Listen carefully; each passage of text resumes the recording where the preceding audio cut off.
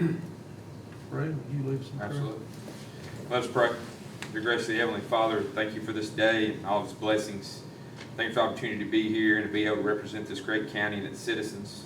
Thank you for the people that are in this room and all that they do on a daily basis for our county.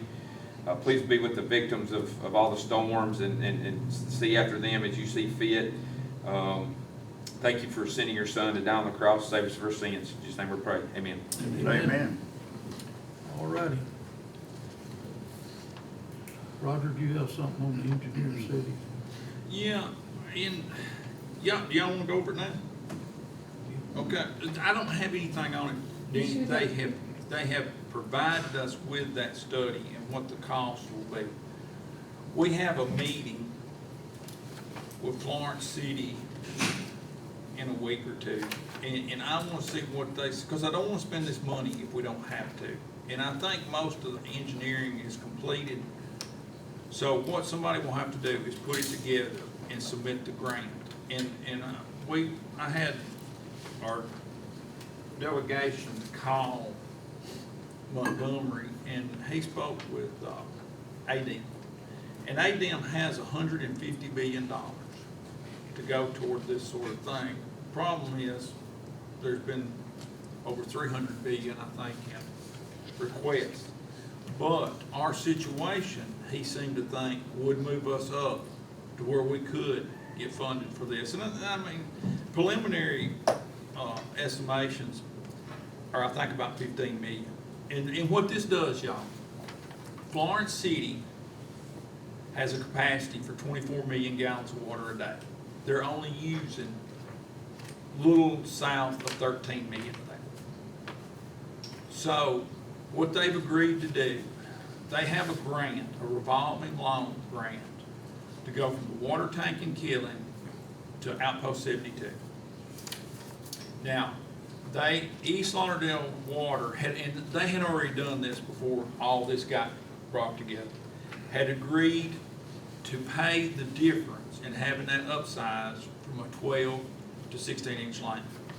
So what we need now is money to get it to Kingtown, put a booster pump on it at Kingtown. That gets it to Anderson. They have a ground tank, so they cannot send it to Rogersville. And I think they're having some pressure issues in and of that, their sales. So that tank's got to be a gravity tank. Then there is a little infrastructure that we like, and it wasn't much somewhere between there and Rogersville. 300 feet. 300 feet to upsize to an 8-inch line. And then an 8-inch line and a new tank in Rogersville, then to disperse that.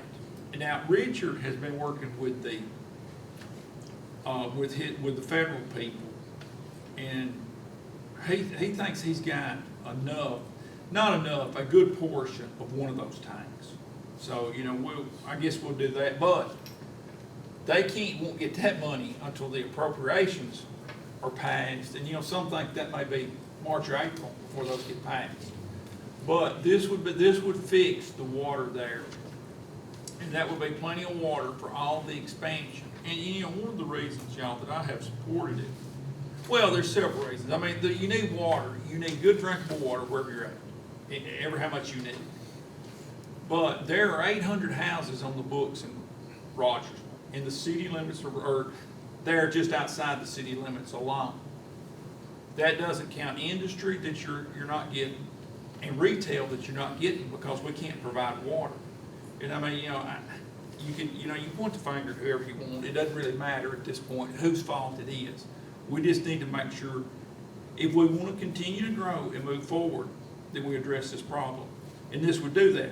Now, I said that to kind of say what I started with. I don't want to spend, I think Jonathan told me, and I hadn't even looked at it, it was $60,000 on this to do the 70 to do the engineering on this. And you know, the whole world revolves around politics, so he's familiar with these grants and what it takes to obtain them. But, you know, I don't know. I'm going to wait and see what Florence, and The other part to that is, if Florence does this and submits this grant, we know what engineering company they're gonna use to submit it with. And the last time, that cost us about $3 million. So I wanna hear them. And listen, I would love for you guys to come to that too, if y'all have the opportunity, because it's very informative. And then y'all won't have to listen to me. Y'all be sitting there, and you can hear what they say. Mr. Chairman, if I may ask, Roger. Sure. What about the electric? Have they ever done anything about that? It's just like it's been for the last, how many years we've been asking. Empty promises. Huh. What are we gonna, or what can we do? Anything? No, I've been very frustrated with this situation. I mean, I realize the water's very important. There ain't no doubt about that. Well, y'all, and here's the thing, I think both of those go hand in hand with growth, but your power grid is not going to hold back the developments, other than the industrial developments. It's not gonna hold back retail. It's not gonna hold back houses. It will hold back industrial development because we don't have enough power for that. So, it's of vital importance, but, we're talking about contractors that cannot build houses that they have invested large sums of money in large tracts of land because they can't get a water maker. And that's only gonna get worse. It's only gonna get worse. Yeah. Because once you get that, and you do, if you were to get some kind of industrial development, and you're not right now, I mean, those things have gotta be addressed before you can get anything. And I think, I think we had an excellent opportunity when Toyota Mazda moved in here, and I think there are several components that contributed to this. And a couple of those, I think, are power and water. Could they go back to the electric board? Everybody knows my put you on the opinion spot, on that, yeah. but I don't have anything to do with it. That's upstream for me, so I don't know. I hope. Well, the mayor did mention to us in several of those meetings to let him know if there was any problem, so I think we just need to keep reminding him. Y'all, the other thing, on our event side out there, they charged us $15,000 for the transmission lines, and I thought the transmission lines was that of the utility. I understand, I guess, the conduit from there to your transformer, because that's something they didn't have to do. The transmission line is something they got to provide. So, I guess that's just my opinion. I don't know. Was that meeting next week? I'm not sure. But I never did get back if everybody I would do it. sent you something. I don't get back either, because it matters not when I get back. They just schedule it whenever they want to, so I can either be there or I can't. I guess we'll get an email saying this such and such. And I have some other updates, depending on when you want me to give them. Go ahead. Okay. On the workforce center, we have, and I've been meaning to mention this to you guys. Florence City, of course, that as of now, Northwest Shoals and UNA will have a presence there. Florence City has expressed an interest in having a presence there. So, I don't know how much room we have, but, we felt like we had enough room to probably give them the space that they were asking for. And that's not, there's been no MOUs presented to anybody. It's just talk right now, but I think there's a good chance. The expansion, we still don't have a number on the expansion. And, I talked to John today, and, I tried to communicate to him the sense of urgency for that, because TVA, I talked with their HED, which is their heavy equipment department, Friday. And I'd already called Eric and scared him to death, because when I met with the general manager at the service shop, he said, Roger, you need to figure out where we're going to unload this and how we're going to unload it. So you know, I was doing, so when we called him, he said, no, you don't worry about any of that. He said, we'll unload it, we'll get all the permits, we'll truck it up there, and we'll set it off wherever you want us to. So I was relieved of that. And the weight of this one component is 125 tons. So it's a big piece. But he, you know, it was nothing to him. He said, we did this every day. No big deal.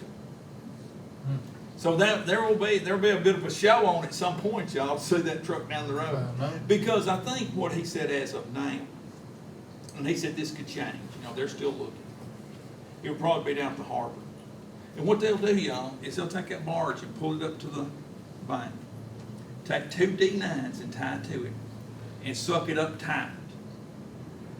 They'll crib up under it with gravel to make a ramp, and it's on that low boy, and they'll drive it on.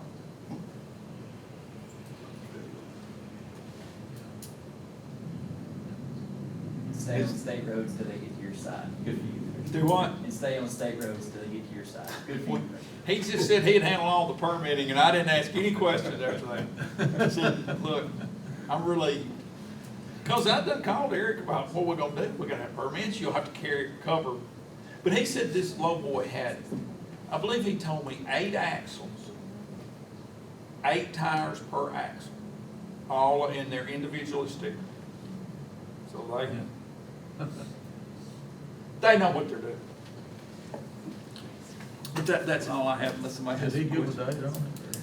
Yes, and that's the reason why the expansion part of this is so important. John says we need 30 days for the concrete to cure. Now, I don't know how many of y'all have dealt with TVA. They're a great organization, but sometimes their dates get a little convoluted. Because, you know, we were supposed to have this the week we were all at the county commission. Right. But that guy told me, he said, as of now, the target date is they will start the demolition the 1st of January, and he said your part will probably somewhere around the end of the month, 1st of February. They're gonna barge it. We'll actually start this one. And then the rest of the components can probably be trucked or barged. So I think there's still some discussion on which way they will do that. But in our plan right now, is we make this work out, because it'd be so much easier, is to have that pad poured with none of the structural steel erected. Then you just set it down and then erect around it. You know, somebody said, what if something falls on it? I said, I think it'd be all right. How about that? Okay. Is that all? Yes, that's all I have. Okay. Any questions on that? Okay. Come on. Yeah, there. It was a good You move. got anything? No? Okay. Tom, we'll go to you. Well, you got the motive. He got the motive. You know, y'all, I don't know if I can handle this. This is ever since I've been here, I don't know if I can do this. Roll me on. Just got a couple of things, just a quick update. I think it's gonna be on the agenda for the meeting. It's a contract that we drew up, had Chris look up for us, between us and Republic for the transportation. If we had one, it's been so many years ago, we couldn't find one. I talked to Republic, and they're fine with it. They needed something too, just so we'd have something in order. And he's got it drawn up, and I think Alicia's got copies for y'all to look at if you need to. I sold 3 pieces of equipment this week, a 2010 truck and 2 trailers. None of them worked or used, and I got $47,000 for them, so I was pleased with that. Also, you know, this year we started charging at Rush Creek for the first time in the back. We took in $3,800 just from those, 18 campsites back there. So I was pleased with that. So, I mean, that's people paying for just water and privacy back there. So, speaking of Rush Creek, everything's underway for the Commission's Cup. It'll be the 26th. I know in the past, y'all have been gracious enough to donate some or put some money into the coffers, I guess, to help us down there to put the tournament on with whatever. And I'm hoping y'all will again this year. So whatever y'all feel like you want to do it. Last couple of years, you put in $2,500. We're expecting they're saying 150 players down there this time because they've got both courses going. And that second course down there, I've learned a whole lot about disc golf in the last 3 years. But apparently disc golf courses are rated 1 through 5, 5 stars, 4 stars, whatever. This one has only been open 3 months, and it's already rated a 4.5, which is the same thing McFarland and some of the other bigger courses are. And they paid a whole lot more for that than we paid for this, because one of my employees helped us, me and him designed it. So I'm proud of that down there. So on the other thing, I helped out the city of Florence this last week. The transfer station was down, the old one. They had to take it down. So I talked, David Koontz called me and he asked me, he said, was there any way we could help him out Thursday and Friday? So we hauled 147 tons of their solid waste to Hillsborough this week. And he's gonna give me a check for $4,424. So it worked out pretty well. And his guys called me and Friday and said that they had never worked with a better professional crew than we had out there. I said, well, that's obvious. You was working with Waste Connection before, so. So. You're saying the comparison wasn't. That's right. I told him, I said, there ain't a whole lot I got, to do. Yeah, so, yeah, that's why I said the bar was pretty low on that, so. And that's all I've got. Mr. Chairman, I would like to ask if we might consider 3,000 toward the That's on there. Commissioner's It's Code. number 7 on the list for 3,000, so we'll put that, because I saw it as Now put it up there. well. That sounds good to me. Take pictures and videos. I'm sorry? Take pictures and videos of this event. Well, there's a video that's been made, and I should get it this week. They did a video of flyover of the course and the park itself for us. Some of the guys that's been helping do it, and so it should be, they say it's pretty good, so I'll see it when I do. I'll get Alicia's and we get a link and all that, and I'll have some stuff of the tournament too, so. That's all I got. Mr. Chairman, I'd like to add that old Tom has done a pretty good job, hasn't he? OLE is. Yeah, instead of OLN, so. Thank y'all. Thank you. Okay. Brad? Thank you, Mr. Chairman. Several things tonight. First, last week, as you're all aware, we participated in the school shooter exercise out at Allen Thornton. I want to take a second to give props to our Sheriff's Department, Sheriff Hamilton and his crew for doing a great job in setting it up. This one was a little bit different because Commissioner Black and others made sure that our role players were teachers. And so as we were talking about before the exercise, we can put a teacher through an in-service training, we can let them watch a video, but until they're in the classroom and they hear gunshots in the hallway, there's no way for them to start that process of mentally preparing for that. So we were really thankful that that the teachers were able to be a part of it. And then also it was the first time that the volunteer fire departments had ever been involved in any type of mass casualty training event. So a lot of good lessons learned from that. Joe and his crew did a great job of setting it up. That project was led by the sergeant that is over the school resource officers. And so he did a really good job of setting that up. You should be very proud of your Sheriff's Department and the work that they did to prepare the school system. Second thing I've got, if you'll remember a couple of years ago, the previous director had purchased some little handheld radios and given them to you guys. They're called I-911 net radios. Do you use them? I turned mine in. Okay. You want it back? Well, with the commission's approval, I'm going to save us $3,000 and cancel that contract if we're not using them. So the Sheriff's Department uses them. They use them daily. It's a great resource for them on that particular channel. The radios that you have only monitor that Sheriff's Department's channel, so they're not really doing you a whole lot of good.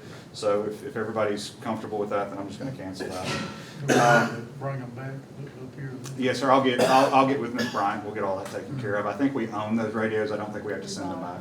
So we're just canceling the maintenance contract on them. Still bring it up Yes, sir. Also, this is Fire Prevention Week, and it starts tonight with the Fire Prevention Parade. That's at 6:45. It's here in downtown Florence. It will end at Fire Station 1. They'll have pizza and drinks there if any of you feel so inclined to go to that. And then this month's association meetings in Waterloo, if anybody would like to drive to the Loop. What night is that? That's Tomorrow night. That's tomorrow night. There's not really a whole lot on the agenda. There won't be very many departments that are there. Speaking of the volunteer association, so if we look back over the last probably 8 to 10 years, I think all of us at some point in time have had our opinions of the volunteer service and each of the individual volunteer fire departments. Trying to keep 14 individual groups of volunteers in different areas of the county with different needs, different responsibilities, different personalities is a nightmare. No other way to put it. I told their board at the last meeting, I kind of felt like I was the stepdaddy to a bunch of stepbrothers who didn't know if they wanted to get along or not, and that was kind of the relationship that we had. And they gripe about boundaries, and they gripe about whether or not they should go to a particular call. They gripe about which department gets more calls and responds to more calls. They gripe about how much money they get. But when it counts, they come together.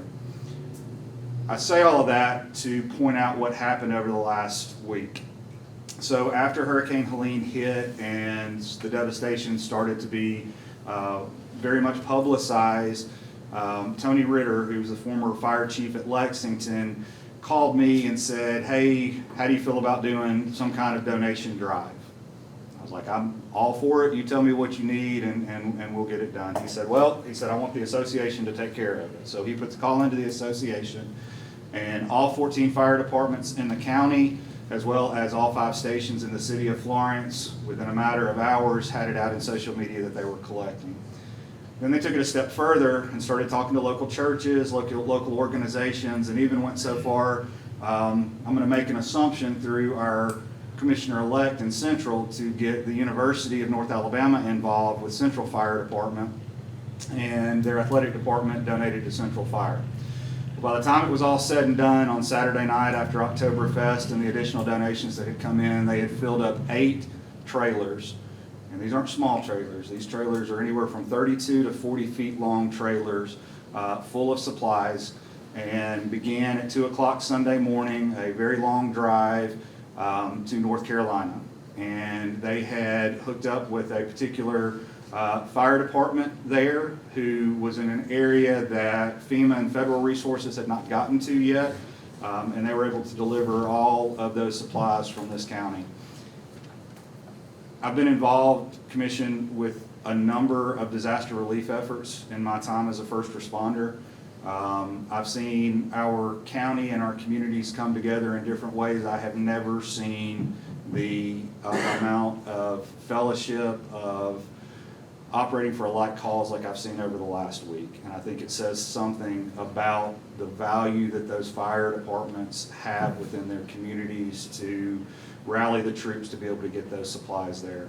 There are 3 communities, 3 cities, towns in North Carolina tonight that have supplies because of what your volunteers did. And I think that they deserve some recognition, and would hope that the commission might consider at the appropriate time providing them with some recognition for what they did over the last week. It was really an amazing thing, and something that I'm thankful that we were able to play a small part in with EMA. Next thing, this is probably the most controversial thing that I will bring up over the next year. So we are 2 weeks in now to taking over dispatch service for lifeguard. That started October 1st, so today is the beginning of week 2 with lifeguard. So far, everything has gone smooth. There's been a little bit of chirpiness and chatter amongst different folks about having to change the radios from monitor to being set off by the tone. There's a lot of folks that carry volunteer fire radios that would leave them on monitor to hear everything that was going on, and then when the ambulance service got on board and started using that channel, that increased the radio transmissions, and some of the folks didn't like hearing that. It's a real simple fix, just turn it off monitor, and now you just hear what's going on with your department. You can still look at the pages, all that stuff worked out. However, in doing that, and I'm simply bringing this to the commission's attention so that you have some awareness of what is transpiring. The contract that the commission and the city accepted that all three parties, the city, the county, and lifeguard sign, was very specific in what the roles and responsibilities of each party were and what they would and wouldn't respond to and what you were and weren't paying for. In your contract, you were paying for emergency medical services. You were paying for 911 calls for service that come in. If someone's hurt, they call 911, we dispatch an ambulance. If someone is at a medical facility and they are experiencing a medical emergency and need to be transferred to a higher level of care, i.e. running lights and sirens, that's covered under your contract. Taxi service for discharges or transportation non-emergency to other facilities is not covered by your contract. And I am not, unless you direct me otherwise, inclined to instruct lifeguard to serve as a taxi service for discharges for the hospital. That's their responsibility. It's not government's responsibility. My position under the contract is that the terms of the contract are very clear, and if I were to move away from those, then I would open the county and the city up to potential litigation for using political power or influence to affect the profitability of a for-profit organization. And I don't know that there's any clearer way than I could put it than that. So we did run into a situation on Saturday. So as you're aware, your contract has 5 full-time 24-hour ambulances, then it's got a 6th ambulance that's a 12-hour ambulance. 12 out, and think of that ambulance as a 24-hour ambulance, okay? So you've got a total of 6 trucks that are available for dispatch within the city of Florence and Lauderdale County. That 6th one that's out here, 12 hours of it is for 911 response, and then the hospital subsidizes the other 12 hours to help with their transportation. This past weekend what happened is there was a patient that was a non-emergent patient that was being transferred from North Alabama Medical Center to a geriatric psych hospital in Mobile. So they took their 12-hour truck and put that 12-hour truck on that run, okay? That's about 2 o'clock in the afternoon. So by the time 7, 8, 9 o'clock rolls around, now they've got a list of discharges that they're trying to get back to long-term care facilities. In this situation, one was going to a local, one was going to Tennessee, one was going to Mississippi. And so the request was made that I send 911 ambulances to do those non-emergent transports. I refused to do that. At that particular time, I was already down 1 ambulance, so I have 5 ambulances that are available. 4 of those ambulances were running emergency calls within the county, which left me with 1 available ambulance for the next emergency that happened. And I just, by the terms of the contract, I didn't see any legal way that I could tell lifeguard to do that. There will probably be some additional conversations, but I at least want you to know what's kind of going on with it and my position in it. Because I feel like we have a responsibility to protect Lauderdale County residents, and the hospital is a for-profit organization, and they have to deal, like, once we transfer care to them, now it's their responsibility, not government. So I know that that's going on. And I think that's all I have, Mr. Chairman. Mr. Chairman, I have a question for Brad, and this is just a question. Yes, sir. You mentioned the fire training at Allen Thornton. Yes, sir. I know some of the departments do this school level. Mm-hmm. Maybe downsize it. Yes, sir. So So there's 2 things I think that are important in that part of the conversation, because, and like I said, there's always lessons that are learned, and Sheriff, correct me if I speak out of turn. The way that law enforcement handles an active shooter, the way that fire handles an active shooter are 2 completely different dynamics. And each department within the fire service and the ambulance service have their own protocol for what they can and can't respond into, or when they can and can't respond. It's important that the 2 disciplines train together so that we don't run into situations where I'm a volunteer firefighter, and I'm listening to my radio and I hear that a shot's been fired, that there's a person with a gun at a school, and now I grab my gun, and I'm in plain clothes because that's what I wear every day, and now I go to the school. And let's say that Sheriff Hamilton has just been given an extra 4 deputies because he needs them in Lauderdale County by this commission. And so he goes out and hires 4 new guys, and this is their first day on the job, and they don't know any of those volunteer firefighters. What scares me to death if we don't cross-train is that one of those volunteer firefighters is gonna run into that school, and one of his uniformed deputies isn't gonna know that he's a volunteer firefighter and is gonna see the gun and going to make loud commands, drop your weapon, and as soon as that person turns around and the muzzle of that gun starts to track itself towards that deputy, the deputy's gonna have to make a split-second decision.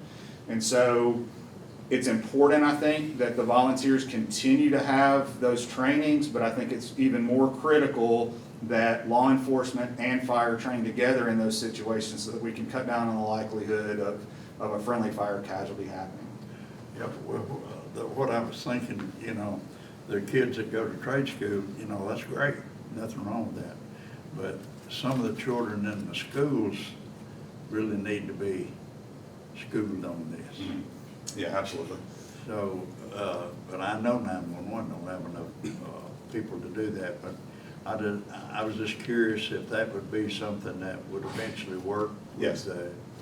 So 2 things. So the new law that the state legislature passed last year that went into effect, it goes into, parts of it go into effect now, parts of it go into effect next year, require that once a year the school system provide active shooter training at a different location.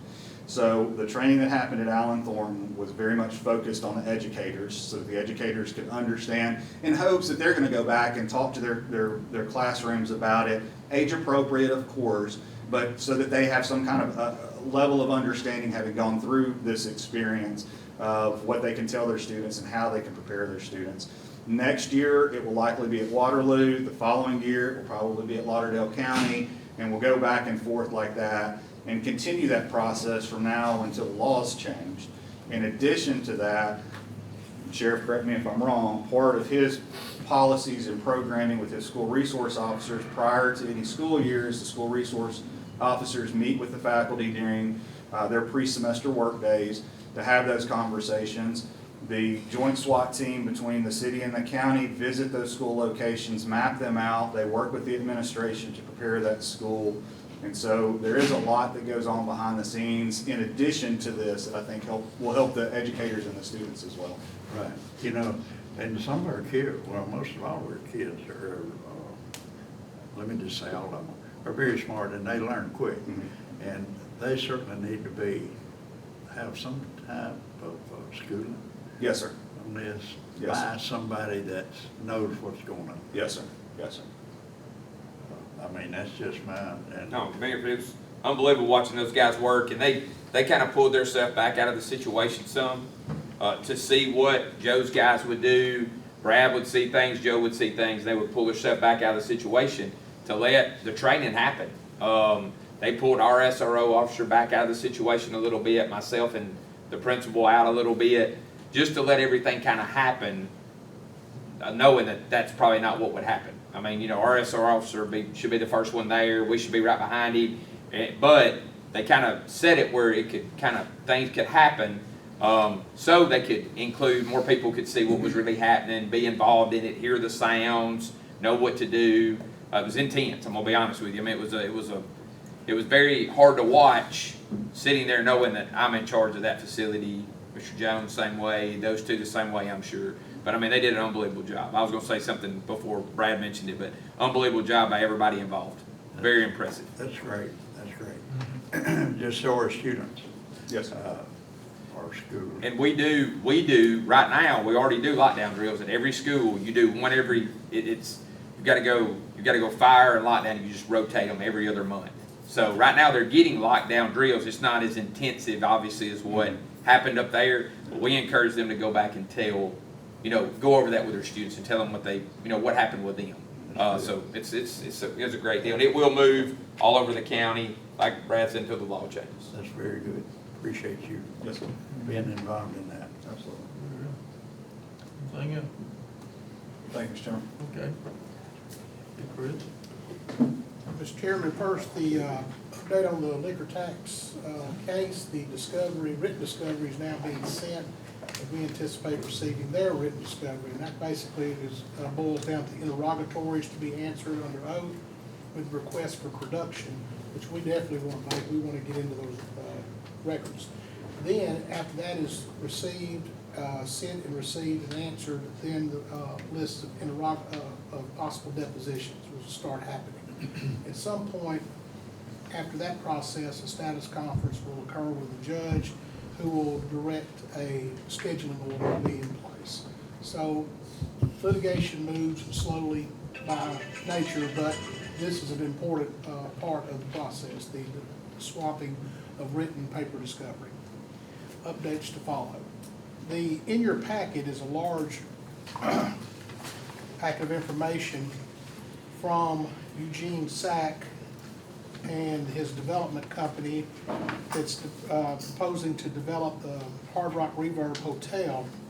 Its project development agreement with the city of Florence has been included, and they included an economic impact study.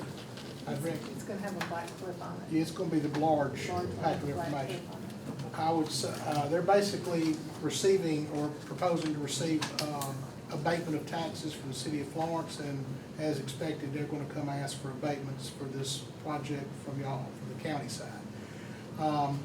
Those have been received by the commission over the years from the development projects and follow the same pattern.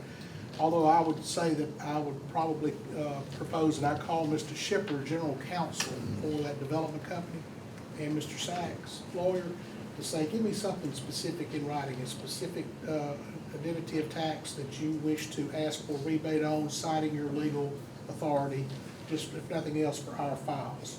That's the way large corporations have done it in the past, and I would recommend they do the same thing. Because as you know, city and the county taxes go to different places, and it's a little bit different, and they know that. So I would say, basically, this was just a hello, this is who we are, here's some information for you to chew over, and I'd recommend that you read through it.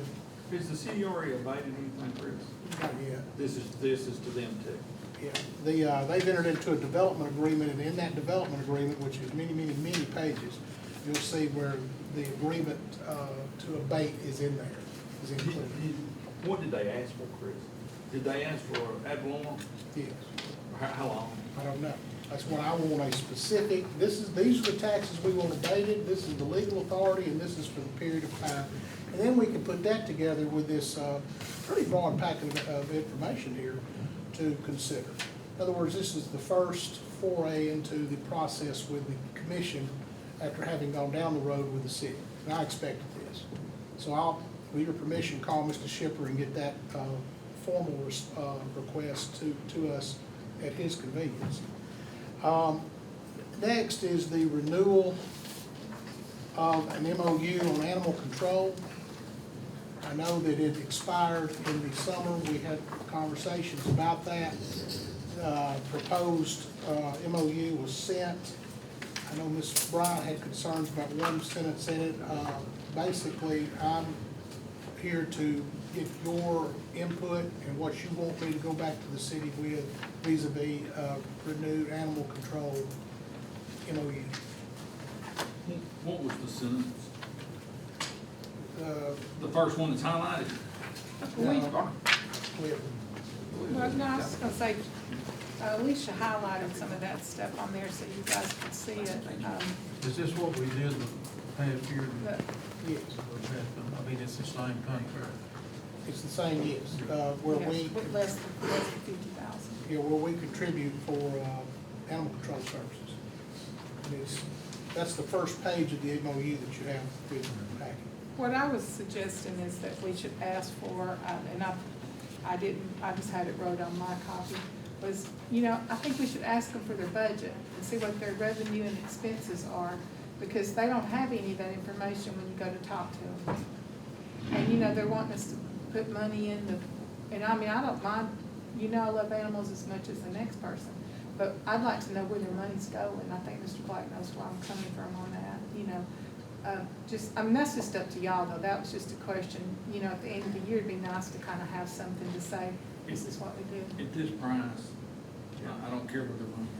Mr. Chairman, I know Commissioner Black met with him. I'd kind of like to hear his perspective on everything. So, the 22nd of June, or 22nd of July was when we signed it last year, so we backlogged it, we talked about that, we figured all that out.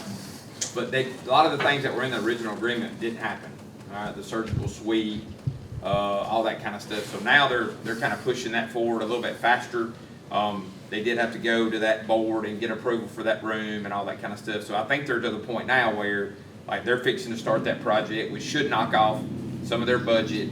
I mean, it's basically the same thing, less than $50,000, which was the one-time deal that we did last year. I asked them to finish that water line to the barn. I asked for that and that, when I talked to Mr. Smith about it, I mean, it was a thing where I just said, well, let me just talk to them and see if they can get that done, and they won't even have to put that in there, because then you can just move forward. My biggest thing was a 5-year deal with them. I mean, I wanted it, they originally said they wouldn't do anything over a year, then we went to 3, now we're at 5. So they're saying we can keep the money the same for the next 5 years, with a caveat that she can bring anything to us, directly to us, that's a money-saving venture for that department. And that was it. The rest of it was just that money, and that's what you get. Yeah, as I understand, and Brenda, tell me if I got it right from you, but there was a price for the water line. Mm-hmm. And then we paid them half, and the water line has not been built yet. Correct. And have we heard anything else from them about that? I talked to the mayor and I encouraged him to try to get that project going, So where we didn't have to include it in this MOU, and just, because if you want to just start including little things year to year, it's going to get crowded and going to lose focus, in my opinion. So I just said, can you get that done so we can sign this MOU and move forward? Well, I can follow up with Mr. Musgrove, who has the ear of the mayor quicker than anybody else Yes, over sir. there about that one specific issue. In this one thing right here where I highlighted this next to the last column, where it says the county hereby agrees to pay for the construction equipment of the surgery center and the animal shelter if it's built. So we're gonna pay for all that, if they put that in. I thought that was what the $50,000 was with that It last. says consider contributing to. It says the county will consider So- contributing other funds for other capital improvements that could lead. That number's been all over the board. That $50,000, in my opinion, was going to that project, and you know, so that's already there. They've got that money. I'll tell you, the last number I heard to get that whole thing done was $5,900, and I was like, what? So it's went from 50,000 to 18,000 to 6,000. So it's bounced all over the place. But now I think they've got somebody volunteering and coming in and doing it to get it done, and they're basically just having to buy the things they need to get it done with, the door and et cetera, things like that. So, you know. We had a great thing. We had, and I think that was that 50,000 last year that we included on because it's broken down by 100 and 150. And then last year we gave them 300, so we added another 50 on there for that project specifically. But it just never, like I said, it never got done. So it's kind of there. They didn't really, they weren't specific about needing anything for that. But the discussion's always been there that we would help with that project if it was a money-saving venture for them. So the bullet points right now, the money, the 5 years, Mm-hmm. I'm good with that. Yeah, I think that'd be. Then I can follow up with legal counsel for the city about the water line issue and request further update on where the surgical center is and place numbers with the update. I can do that first thing in the morning. Yes, sir. That'd be great. Sounds good to me. And then, of course, we meet again next Tuesday, maybe I can. Yes, sir. Appreciate it. I've got that on here, y'all want to do that. Sounds good. All right. Good, thank you. That's all I got. That's all good. Anything else, Chris?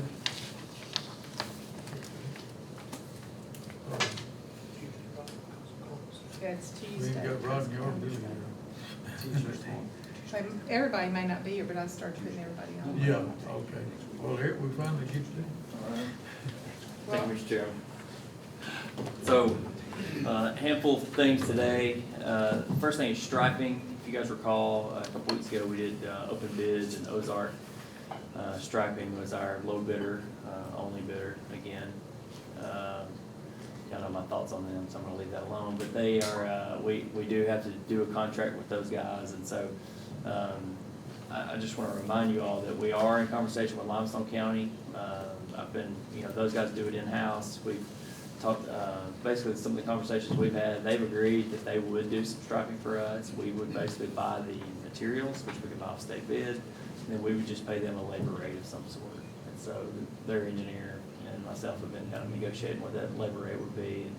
And we hadn't got to the hard numbers yet, but he's still figuring all that up for now, so. Eric, how much extra does it cost to have the stripe put in the middle of the road? In the middle of the road. That's an extra cost. It depends on who you're using, but yes, in the exact middle of the road, that's an add-on. That's luxury stuff, Mr. Garner. It's things you gotta find somebody really good to do that, so. He's making a joke about that road, but they didn't put it right in the center of the road. My blood pressure just went up 50 points thinking about it. But that's Eric, a where different you story. on, what about the places where they, paint over the pine needles and stuff? Is that our responsibility to clean that road? It depends. It just depends. Now, with Ozark, they're supposed to do all that. Now, you know, the hard part is sometimes, and to their defense, they may come out and sweep a road, and then stuff may happen between by the time they sweep. Yeah, I you know, understand that. So some stuff that But happens, not but. that much stuff. Yes, That's- and the few times we've had some of that stuff, we've corrected them on it, and they've come back and fixed it. Yeah, but yeah. So the problem we have with those guys, they're gonna come in February, they're gonna lie to me all year long. They're gonna treat me like a bad ex-girlfriend. They're just gonna tell me they're coming tomorrow and they never come. They're always gonna tell you they're coming at the end of September when they know you can't spend money. And then at the 1st of October, they're always busy again. It's the same story every year. And then in February, when there's no paving going on, they will get caught up. And they'll come do all they can in February, and they're nowhere to be found until the Well, following. I was just curious if we were supposed to do that, or if that was in their contract. And a lot of it depends too. There's been times where I've agreed to do it. If they may call and say, hey, we can come, but we don't have a broom, or we don't, say, hey, we'll do it. If you'll just come. And so, you know, but for the majority, it's their responsibility. So When you're the only show in town, you have that. Yep. they bought everybody. It's a very unique industry, That's the reason I have so much hope for this Limestone County deal. That could be great for us, you know, if those guys could come over. Because that's all, that crew does that full time. And so they're basically trying to stripe every one of their roads every other year. And so it's just, but that's a big commitment. And so, if they're trying to pull us in, they kind of help with that some. So anyways, I'll keep you posted on that, but we had a bid. I don't know if we have to do a resolution for that contract or not, but I've got that contract. If it's over a certain dollar amount, we do. Okay, it'll be over 100,000. Well, that striping is very important, especially for us old folks. I don't see it good. And what about one other thing, the reflectors? How much are those things costing us now? I think they're about 80 cents. That would pay for those, yeah, each. And then I plus glue. mean, you know, the drawback to that, of course, if it snows or ice on it, when the graders get on there, they knock a bunch of them off. But I was just curious what those cost anymore. Yeah, and I'm a big fan of those things. I prefer, I mean, we need stripe, but I prefer the reflector. Like, if I had to choose, I like the reflector, just because during rain, you know, and if you go outside of Alabama, you don't find them. You know, up north, anywhere there's snow, they don't use them because they do get graded off so much.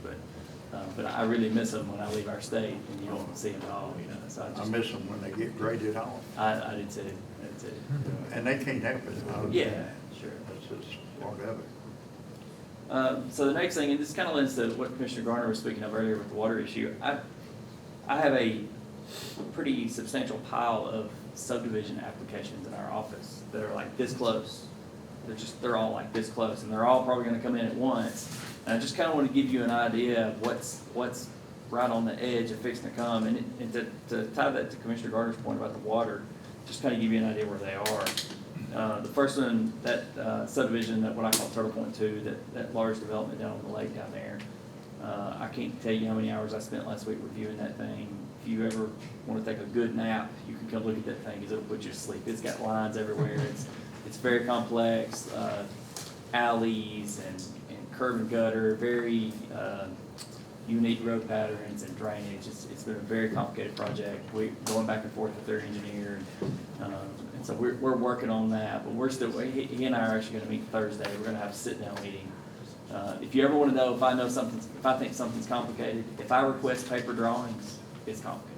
Cause I'm usually, just no need for paper, we just do it on the computer, but they're crazy, I should have brought some to show them to you. We're gonna meet in person Thursday, we're gonna go through a lot of stuff, and so that'll be coming, I would say, it's gonna be several weeks before you see those, just for them to get that in check. That's a very interesting animal as well, if you recall, it will be private roads, they will have to meet our standard, but it's so unique, they will have some waivers, things we'll have to talk through, so that one will take some time, and we'll need to sit down and really talk through that. And they're putting alleys in. They're calling them alleys, it's just a lot of roadways, and they're tight. I didn't know anybody used alleys, and, everybody's front door service. Well, and the other part that's, but not many of them are back alleys. There, some, but it's odd. And there's also a lot of parallel parking. They've got, none of the curb lines are straight. They're all like this, and it's parallel parking spots. There's some on-street parking, a lot of parks, what they call pocket parks all through it, and so they have to have parking for that. So it's interesting. And then I guess the most unique thing for us is the roads aren't crowned. They're inverted crowned roads. It's all curb and gutter, so your pipes are running down the center of the road with a big drain in the center of the road. So the water, when it rains, will go down into the center and go down in there and then pipe off. And so it's different.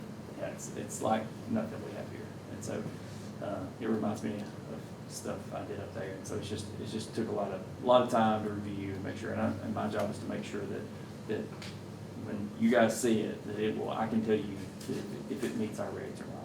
And so we'll get there. But I just want you to know. So you got that one. It's in Killen. There's also another one around Stony Point we've got going. This we literally lack a $25 application fee, but I know how these guys are. If you don't get everything up front, you won't get it. So I make them do it all before I get it to you guys. But we're that close to that one. It's at Stony Point. There's another one in the central area. It's very close. We got finalized today on the design. It'll just be an application. Meadowbrook Section 3 in Center Star, if you recall that, that's the one Danny Putlin's been doing. This will be his third section back in there. It's another 18 or 20 lots back in there. That's been a good development. And then there's another subdivision in Killen there off of Brookside, just right in Killen there. So a lot of these are 20 to 30 lots, and you got the big one. But a lot of these, but they're all Center Star back. They're all Center Star back, and so I know that's kind of alludes to some of the issues that Mr. Garner was talking about. No action needed on that tonight. I just kind of wanted you guys to know because they're all going to come at once. I know how that is. They're finally, because I sent emails out today to every one of them saying, this is what I like from you, and I'm not taking it to the commission until you do this. And so, in other words, very soon I would expect all those. So just want to give y'all a heads up on that. Third thing is equipment. I don't need to say this much, but equipment prices are really good right now. I just wanted to comment on Tom's numbers. I'm loving that he got that. That was through J.M. Wood. That's the first thing we've sold through J.M. Wood as a county. That was actually online, but it was here. So we get to leave that equipment here. We didn't have to take it to Montgomery. Sold it. I thought got a really good price for it. So I was pleased with that. I think Tom was too. But it's kind of unique. Been a long time since I've had this scenario. We're buying some of the equipment that we budgeted. We're getting prices and getting everything in, and like a couple of rollers, and we were quoted a price, and they're coming back in a lot better, a lot of competition. I'm talking about some big cuts in numbers, and so really good. I'm very, very excited for that. I'm happy on the purchasing side. It scares me on our selling side. I don't know what March is going to look like when we do sell our dump trucks, but I don't know. So I'm going to buy 3 more dump trucks, ain't you? Well, look, I'm not asking about anything. I'm glad to be here, but the purchasing side of this is looking really good. I just hope it holds up on the selling side. So You talking about motorized rollers or full mile? motorized, yes, sir. Yeah, like sheep's foot and smooth wheel compactors, yes, sir. Yeah, and I'm talking like we had got 6 weeks ago got numbers at 176,000, and they're at 149 now. I mean, that's like very reputable name brands. Yeah, the good name brands. So, yeah. The next thing is paving. I just kind of want to. I need one thing of action, but just to kind of give you an overview where we're at on paving. as you recall, we had a bunch of roads we had ready to pave, and we just ran out of time. Roger couldn't get to them for year end, and so we had some very hard conversations last week with those guys. They had moved off, and we're moved on. They had their schedule set for the rest of the year, and they're like, we'll get those roads in the spring, and we just couldn't do it. Just couldn't do it. And to their credit, their contract says they have a year to do it, but I'm asking them to pave roads that they didn't get to last fiscal year. And so, after a lot of conversation, they've come through. And so they're going to pave 34, 100, and is it 116? There's another one right there around 100. I believe it's 116. There's those 3 roads. Those are paved roads that we had prepared, but they are still paved, and they have a tack truck. So you need a tack truck to pave those roads, okay? So what we are gonna do internally is we are gonna pave these roads that we're upgrading. 378, 461, 641, which we just finished today. These are dirt roads that we had actually scheduled for Rogers Group to pave for us, but we're gonna do these in-house. That was like, I was like, if you'll take care of these 3 that we can't do, we'll take care of the rest. Here's the good news. If Rogers Group had to pave those roads for us in binder, that would have been about $82,000 a mile. Our asphalt price for us paving that is about $60. So we're really, as David would say, that means that every 6 miles free, but I don't look at it quite like that, but I mean, that is a great savings. And so while, first off, I want to brag on the guys. First off, thankful to y'all. We have the equipment, that paver and that good roller we've got, we can pave roads. And I can take you out to the roads they just paved, and you wouldn't know if they were Rogers Group or ours. I'm so proud of the guys. They've done a really good job. They're doing their part. They're doing good. We're getting asphalt cheaper. It's great. We're actually buying that mix. We've been buying it through Grayson Carter. They are our low bidder. Their plant got a little overwhelmed today, so for the next couple of days we're going to be at Rogers Group, but we'll be back with Grayson Carter soon. So all that's going really good. The thing that I need, the action that I need, we have Anita, help me out here. All right, I'm gonna talk in Eric terms. We have this paving pot, and we have a materials pot, okay? When we pay Rogers Group, we pay it out of the paving pot. When we go and buy asphalt and pave it ourselves, we're getting it out of the materials pot. Because of what I just told y'all, and that we're paving some roads in-house that we were gonna get Rogers Group to pave, I need to take some money out of our paving pot and put it in our materials pot. And remember, we're getting that at basically 80 cents on the dollar at the rate we're doing it. So, but I do need to make a transfer to take some from the contract paving pot to put it into our materials pot. How It's much? all in the same line, right? It's all the same, yes. Just need a budget amendment. Single budget amendments. Yeah. And so we'll get all the details, exactly how much on stuff, but we just the way we don't wanna zonk our materials budget buying asphalt that is coming out. We're not paving anything extra or asking for any more money. It's just the way we do it. So we just need to shuffle a little bit, do a transfer. So, that is everything I have except for personnel issues. Eric, I do have a question. I guess I'm full of them, but anyway, the 2 machines that we bought that we were gonna do the mow trim and this kind of stuff, we're not using those, are we? Tom's got one of them in his garage. Yeah, Tom's using one to load right now, hoping to sell it to him at bargain. But the Caterpillar, we just use it as a general excavator. We just use it to load or things like that. What are you using it on, Tom? I'm sorry, What are you using it on? What are you doing with it? we've used it to pack garbage as a backup, and we've used it on the grinder to load material with. When we had something down, Did you buy it from no, here? he's just been load us, to see if I want to buy it. So cut him a deal. Okay. It's a lease agreement. Now, what I'm getting at, those 2 machines cost quite a bit, and, they're not any good for mow trimming. In my opinion, that's my opinion. So, that's good if we're using them on something. But, I saw them sitting out there. I saw the one sitting out there. And, my thing is, before it gets too old, if we could catch somebody that, with their back turned, that we could sell to move them out if we're not gonna use them. But if Tom's using that one, then use that one periodically. But that's, we paid a lot for that machine for it to sit. It's kinda like somebody buying a new truck and not putting it on the road. That's just my opinion.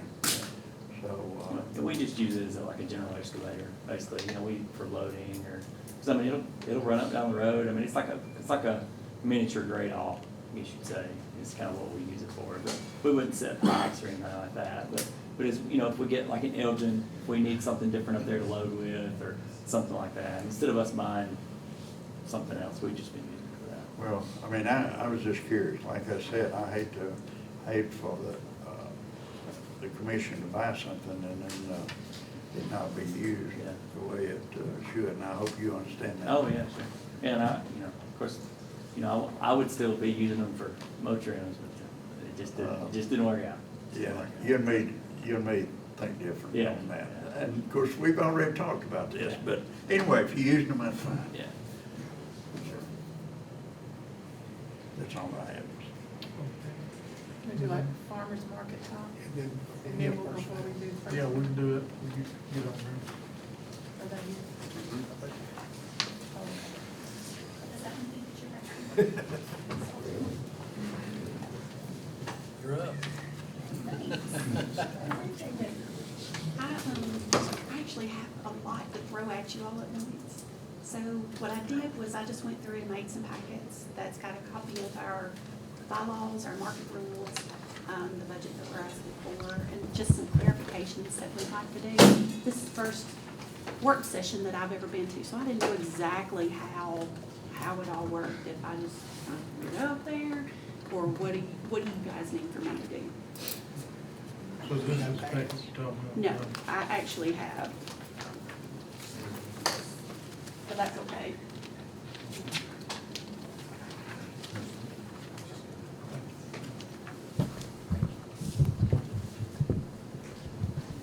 And so I didn't know if it was, where something I just gave it to you to let you look over and come back at another time to kind of discuss the talking points or whatever, or if that's something that we could do today, or how that worked. Well, you can give us the. Just kind of the rundown. Yeah. So the support for our 2025 vendor event, we had Tomato Sandwich Day in 2024, which went really great. We learned a lot from that. We'd like to continue that as an annual event. And so we put together kind of a small budget to go through and get some extra supplies and that sort of thing on that. So that's in there. We'd like to do another vendor event at the beginning of the year. This is kind of an educational thing for our vendors, so that we don't have some of the problems throughout the year that we've encountered over the past few years.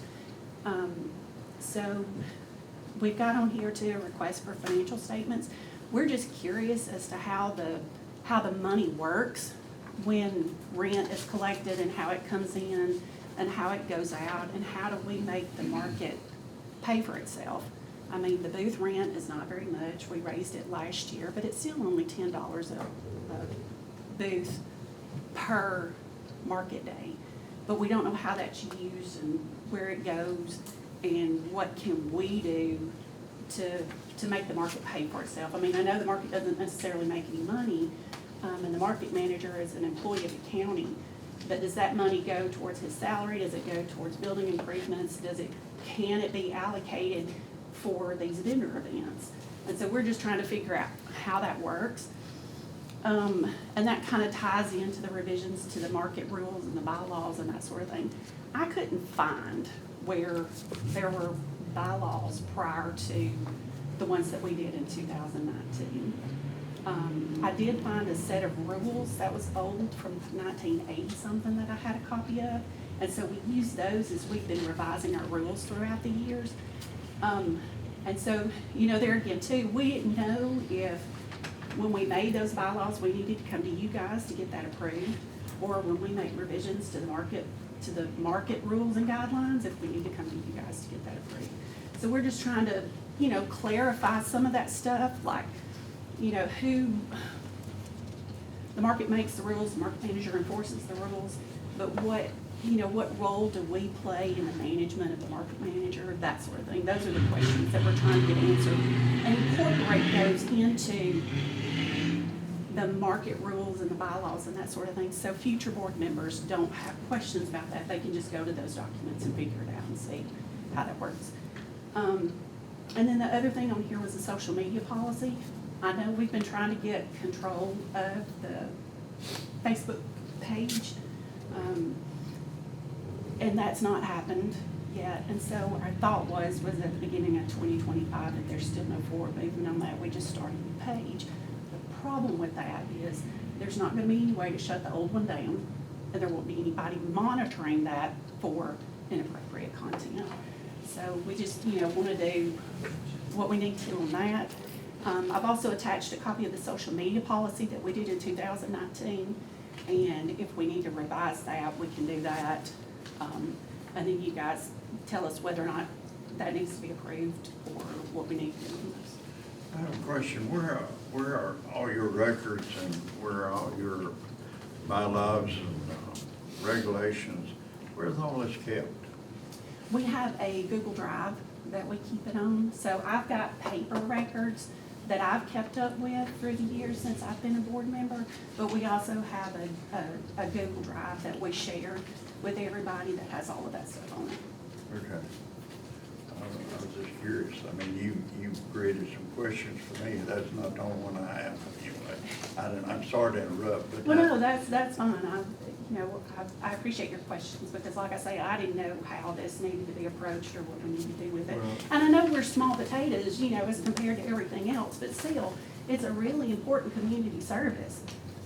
And we'd like to we want to preserve the integrity of the market, and we want to make it something special for people to come to. And I feel like it's got the potential to grow to something bigger than what it is, but we just need to figure out the management part of it. We've got a great board right now. They're really active. And so we're just, trying to make it better for the people who come after us. Well, and I certainly appreciate you requesting communication between the commission and the board. That's a good thing. But the board that you have, you say that you have a good board. Are they familiar with a farmer's market? Okay. Yes, so the board that, the board that we have now they're active. We've got the guys that are, one of them, Mr. McGearon has served on the volunteer fire department board, and so he's familiar with how all of that works. He's also a master gardener. Kelly is relatively new to the board. She's been involved with stuff over the past, and so she also is a farmer. I've been down there selling flowers for a long, long time.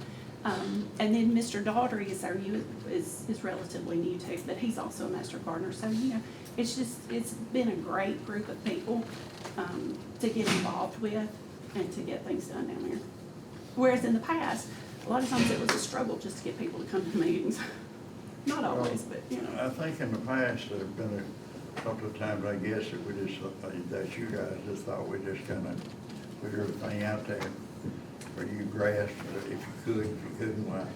But anyway, as you said, that's a great program out there, that farmer market. And do you still separate the actual local farmers versus the people that bring stuff in? There are sections in the rules to be able to do that. We try to position them within the market so that you can identify producers from the resellers. We find that doesn't necessarily work all of the time because of the influx of people that you come in. You may have one guy that's just selling corn or one guy that's just selling watermelons. And so that kind of stuff is seasonal. And so he may come in and want to be next to, somebody on the other side of the market. And so what we've been really pushing, and we've tried to be hard-nosed about this, is signs on their produce. So if their origin of product signs, so if they're buying tomatoes from the Amish or they're shipping stuff in or going to Birmingham or wherever to get it, they got to have a sign saying, That's good. this product came from wherever. So, and it's just, you know, it's educating the community on that too. I mean, I don't know that we have, well, I mean, maybe with the exception of us, I mean, I'm a flower grower, and some of the people some of our bakers, and there's maybe one or two or three who only bring what they produce to the market. Everybody else, to some degree, buys other stuff in, and that's okay, because, you know, we have apples, and we have peaches, we have strawberries, you know, they provide a product that wouldn't necessarily be there otherwise. Well, I know some of the people, even the local growers, they do buy some things. They do. You know, and I understand that. They do. But if it's just, and this is my opinion, but if it's just somebody that buys and sells, they definitely need to be separated from our local people. Well, and I've even wondered too, from the, you know, from the tax standpoint on that, I mean, when you're buying and reselling, I mean, technically, they should have a wholesale license. But I don't know how we would go about policing that. And again, is that our responsibility to police that, to make sure they have a wholesale license, to make sure they're paying their taxes, to, you know, to make sure that they're doing all of those things? Well, I feel pretty sure that these people that are local are gonna let you know. I mean, I'm They pretty do. sure of that. They do. That, Yes. it don't, they like children, they don't too much get by them. Well, and that's one of the things that we've really enjoyed about having the social media pages, is because we can highlight people who are bringing, you know, so the community knows when fresh corn is here, or who has the real watermelons, or who's bringing in their homegrown tomatoes, kind of thing. So it's, like I say, it's an educational kind of thing to educate the media on. Well, I know, and you don't wanna be too tough, Yeah. because, you could maybe make some people have them come back, and that's, we definitely want these folks. Well, and we want it full. You know, that's the thing. I mean, we want to have a variety of things for people Right. to be able to come and shop for. And the more people we have, the more people are gonna come and shop. We just want our vendors to be honest about where they're getting their produce. I want to applaud you and the board. I came on several occasions. I was at the tomato Thank you. sandwich deal. I was pleasantly surprised and pleased with how many people were there, how many people were enjoying it. I've had several good comments about how the market's doing well. Thank So, you. Yeah, that was, I mean, everybody, we got such great feedback on that. And even the vendors say, you know, monetarily, probably the best day they'd ever had down there. Just because, you know, we had so many more people coming in. And, you know, people that didn't necessarily come to the farmer's market on a regular basis, they got that exposure from being there. And Steve serves a pretty good sandwich, you know? He does. He does. He's a great guy. I mean, we really enjoyed having him as manager. He's a great guy. Getting back, one other thing, the Facebook or the advertising that you're able to do, you are doing that, right? Well, we've tried, and so what happened was our the girl who was doing our social media, who was an editor on the Facebook page, is no longer a board member. And so what we've run into is the administrative control on that Facebook page. We can't shift that to, I mean, Kelly was gonna do the administration on the Facebook page, and we've not been able to shift that. And so when the page was, I think it was 2019 when the page was started, because that's when the social media policy was done. The county retained administrative control of that, and I was granted moderator access, and then Courtney was granted editorial access. So she was the only one who could post directly to the page. I can monitor it and go in and look at the messages and that sort of thing. But right now, unless we send something directly to Courtney to have her posted, and she will, I mean, she'll do that for us still. We don't have anybody who can do that. Chris, is that not property of the county if it's our page? Yes. Well, we need to get the credentials for that back within that group. whoever is over the board. Whoever is over the board. So if we're gonna do that, then we'll need to start a new page. Because from what I understand, it was somehow or another connected to Ms. Bryant's email, and they've got a ticket submitted. And at this point, unless something has changed, we've not heard anything about a ticket from Facebook. So how is, but the other lady can post? She can post to the page, but she can't control she can't change anything on it. She can only post directly to the page, but she doesn't. And we can't do that due to the email address. Right, she doesn't have full administrative control. Okay, I thought there was some problem there with the credentials. So. There is. But not with her. It's Not with Courtney, Facebook. no, Okay. no. And so, but that's been my concern is once we start a new page, then, that other page is not gonna be monitored and you don't have a way to shut it down. I can't get off, I've tried to get off that page, I can't. I've got a code in there, because when we did that, Facebook I did my home address because that's all we had. The county didn't even have an email address at the time. I've sent in a help ticket trying to get off, but, if they open a page, it'll have to be under the board's name and not the county commission's name. So, and that, they could open a new board if they wanted to, I guess, a new page. But I've tried my best, I've got help tickets in trying to get our name off there. We can't find at the time, we don't have any Right. any of the codes to get in Right, anymore. right. Because it was done Well, years and ago. it was done so long ago too. Yeah, Facebook has changed. From back And so, then, yes. it's just. Can we it's- not hire a good seventh grader for about 2 hours? Our Facebook's in. So. Yeah.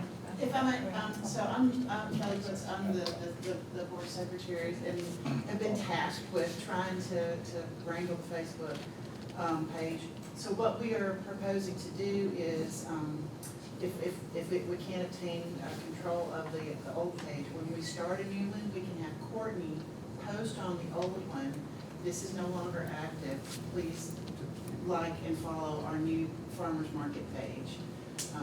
So that we can get the 6,000 people who are following that page to come over to the new page, because it took 14 years to build up that, so, yeah. Yeah. So, when I first started, I was the person over the Facebook page.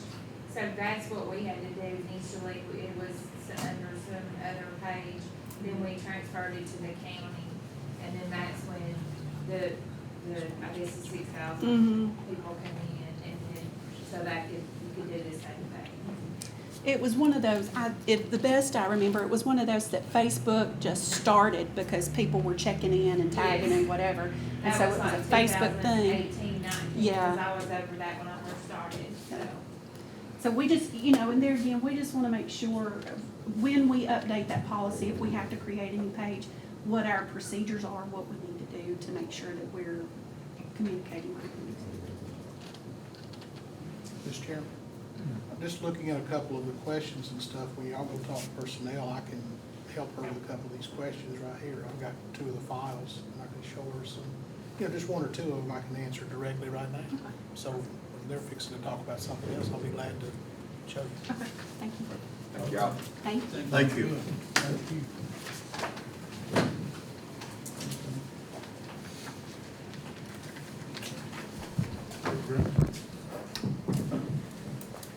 Y'all wanna go ahead and just wait and we'll just do Eric's the last and go into Yeah. executive session? There's not that much we hadn't already talked about on here. I put the dates in here for our October, November meetings.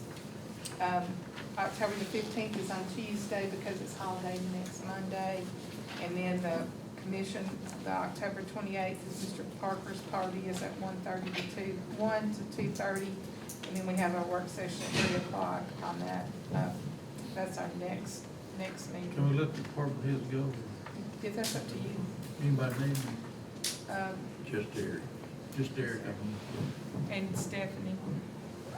And, Okay, so all the other department heads.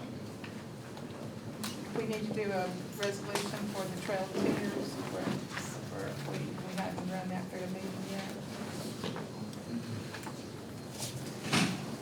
And then I also have the ones for November. The meetings for November. Since we have an election that day, our meeting is, we don't have that meeting, we have the regular meeting on the 4th, which is that Monday before election. And then our next meeting is on Wednesday, November the 13th at 12 o'clock. Everybody that's running for office that has won has to be sworn in before that meeting, and we decide the meetings. That's just that one Wednesday at 12 o'clock noon. And then we'll have our regular meeting. And I'll get everybody set up for the bonds that's running again or whatever.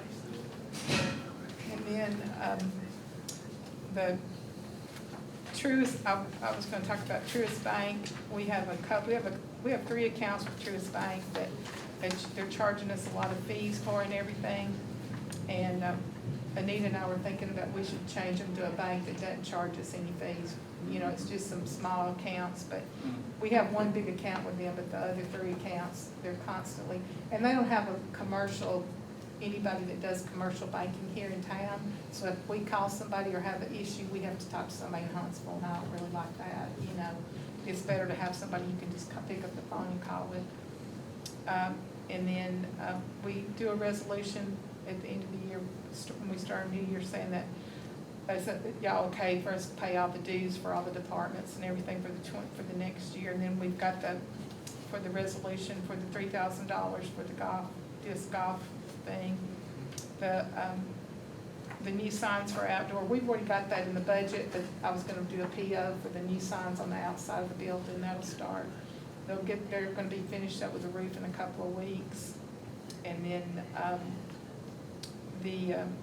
we usually don't have a meeting of course, we'll set the dates for the new, whatever we're gonna do for the new hours and stuff will be done on that 12 o'clock on Wednesday in November. But we normally don't meet that last weekend of before Christmas or after Christmas, whatever that is. Y'all just usually give me permission to pay the bills for that meeting. We won't have a regular meeting that day, for December, the last meeting of December. Then, also the board appointments, Ben Meharry is stepped down. He's gonna be a Scope 310 board. He's gonna be doing it for the city and not for the county anymore.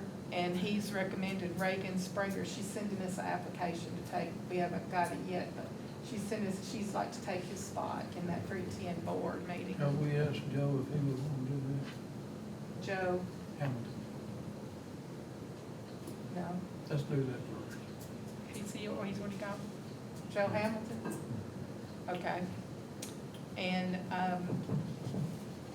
then, we have a resolution we do every year for the Forever Wild and Land Trust. That's something we do that every year. It's not anything. And on the board too, Chip Cashmire is a reappointment for NACOG. And then, whatever y'all decide about the animal shelter, if y'all wanna go, if y'all are okay with that, we'll go ahead and sign that MOU. And then, Hard Rock, y'all gonna wait on that. And I made y'all copies so y'all can read it. In fact, there's several different copies on there of different things y'all can look at if you got any questions. So that's all we got. If we'll go to executive session, we will not return after the meeting. I got one thing. Okay. Of course, we'll go back to Joe. If he didn't want to do it, if the man over the jail would want to do it. Okay, I'll ask him. Matt, okay. Someone in that Okay. line would be good in my opinion. Hey, Joe, what about Horace? He's still He's hanging in okay. there. Yeah. Okay. I think his health's poor. What I hadn't had a raise ever since Tim got that settled with my mix up the problem. I was hoping that it would just be okay with everybody raised by expensive. I thought we were talking to Brenda about it. I think she put it in the budget. It's $6,000 now to raise that to 10. That's what the legislation states. We've got that set up to go. I wasn't gonna ask, cause it's already Well, I don't, been we may required to need to do do a that. resolution on that too, we did one on the other one, We can do a resolution, Yeah. yes. if that's okay with you. I guess what I ought to do whenever we was getting the raises is jump 2,000, but maybe to get it up to the 10, but I didn't. And then now it's a year of, no lake officials getting more, but I kind of catching up to what the ball game is. That's okay. All right. So, Y'all need to go back to the smaller room for the, yeah, we will, with Eric we'll have to, instead. be the end of this work session, Okay. then we will not reconvene. Correct.